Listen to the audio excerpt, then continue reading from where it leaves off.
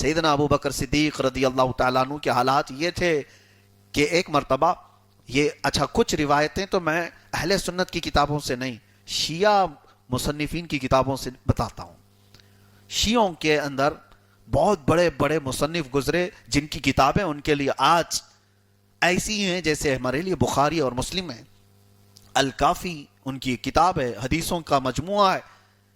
ان کی کتاب ہے نہج البلاغہ، ان کی کتاب یہ بحار الانوار، یہ تمام وہ کتابیں جن پر ان کا ایمان ہے، جن کو وہ اپنی سند کے طور پر استعمال کرتے ہیں. ان کتابوں سے میں روایتیں آپ کے سامنے رکھتا ہوں، ان کتابوں کے اندر موجود، اس لیے کہ بعد میں کسی کو انکار کی گنجائش نہ رہے کہ یہ سب تو آپ اپنی کتابوں کی بیان کر رہے ہیں، ہم ان کی کتابوں سے بیان کرتے ہیں. سیدنا ابو بکر صدیق رضی اللہ تعالیٰ عنہ کس طرح سے ان کا اپنا معمول تھا جانتے ہیں. خلیفہ وقت ایک مرتبہ سیدنا علی ابن ابی طالب کرم اللہ وجہہ الکریم، حضرت ابو بکر صدیق رضی اللہ تعالیٰ عنہ نکلے راستے میں، اور جیسی حضرت امام حسن پر نظر پڑتی حضرت ابو بکر صدیق ان کو گود میں اٹھا لیتے تھے، اور پھر کیا کہتے تھے جانتے ہو؟ بی ابی، میرا باپ تم پر قربان ہو. کس کو کہتے تھے؟ امام حسن کو.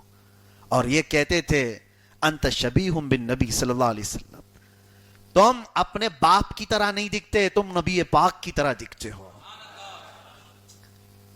ہاں، حضرت ابو بکر صدیق رضی اللہ تعالیٰ عنہ امام حسن کو یہ کہتے تھے، اور حضرت علی کے سامنے کہتے تھے. المستدرک للحاکم میں یہ روایت موجود ہے کہ حضرت علی رضی اللہ تعالیٰ عنہ اس بات پر مسکرایا کرتے تھے.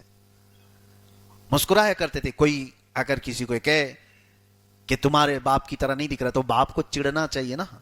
نہیں، حضرت علی مسکراتے تھے. حضرت ابو بکر صدیق کی یہ فرط محبت تھی کہ امام حسن میں بھی وہ رسول اللہ کو ڈھونڈ رہے ہوتے تھے. اہل بیت سے ان کی یہ محبت تھی.